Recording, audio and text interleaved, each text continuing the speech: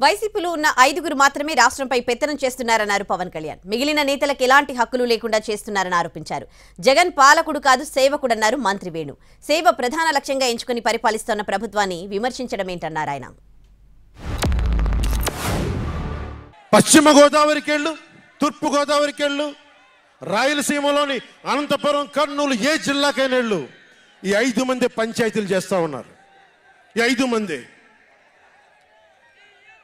మిగతా వారికి ఎవరికి అక్కడ రాష్ట్ర వనరుల మీద కానీ వేటి మీద కానీ ఆధిపత్యం లేదు, హక్కు లేదు. ప్రతి దానికి ఎవరు ఎంత కావాలి, ఎంత ఇవ్వాలి అనేది వీళ్ళు చెప్తారు, ఈ 5 మంది చెప్తారు. ఇది క్లాస్ వార్. జగన్ మాట్లాడితే ఒక్కడు అమ్మా నేను ఒక్కనేనమ్మా, అమ్మా నేను ఒక్కనేనమ్మా అని సాగు కొడతా ఉంటాడు.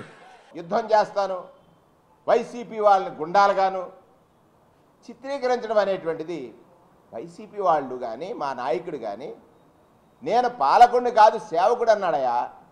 ఈ సేవ ప్రధాన లక్ష్యంగా ఎంచుకుని పరిపాలించేటువంటి ఈ ప్రభుత్వాన్ని నిందించడం ఎంతవరకు సబబో ఆ సభ ద్వారా చూడాల్సినటువంటి అవసరం ఉంది.